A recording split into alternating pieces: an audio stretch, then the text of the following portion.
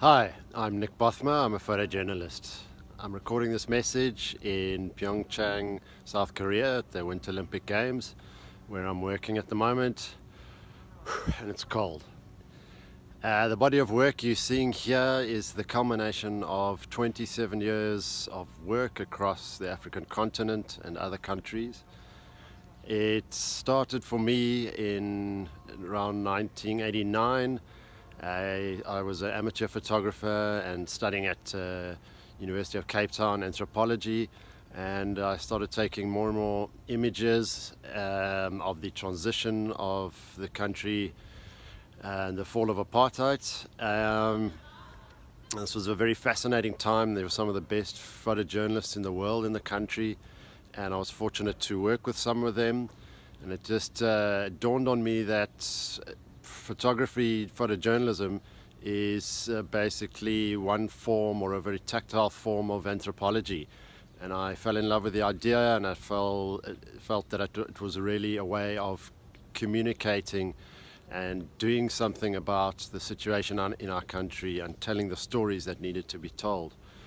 So from there, things grew. I freelanced and did work for many newspapers. I then went sailing for 5 years on my 30-foot sailing sloop and sailed around the world documenting different island cultures and working and sailing for a span of about 5-6 years.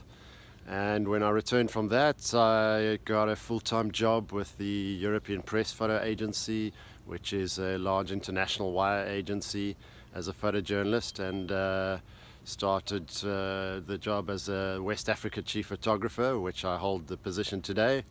And that entails covering any international news, sport, entertainment in my region. And it's a very exciting region to work on. One of the first assignments I covered was the war in Liberia, which was a completely crazy war to document. My dear friend Chris Hondros, who passed away in Libya doing his job, always used to say, "This is the perfect war." And I would say, what do you mean by that? And he said, "Well, we just get incredible access. We wake up every morning, go down to the bridge, which was about 2 kilometers from my hotel. We shoot some amazing, really incredible pictures of child soldiers fighting, and then we go back to the hotel and file our pictures and repeat the next day."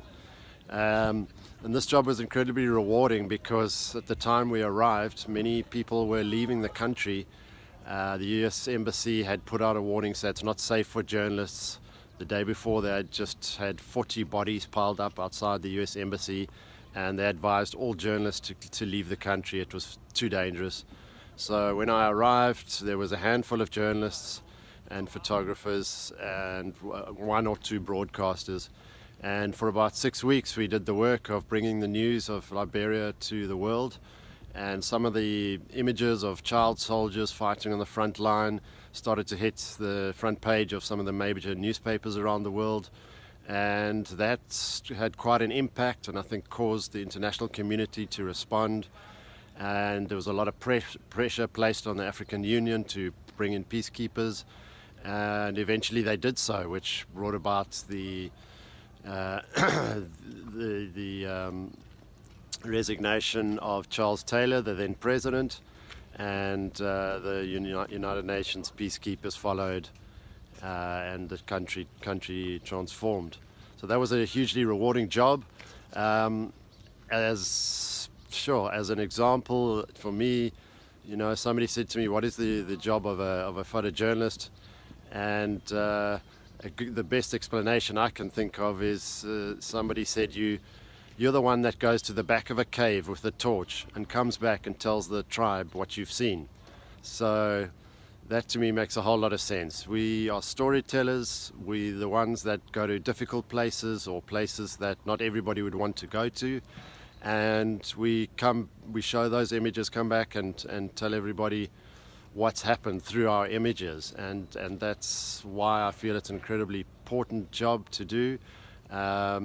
and it's a privilege to be able to have this opportunity and to be able to use my talent to share with you some of the stories that I've come across through the last 27 years of working in Africa.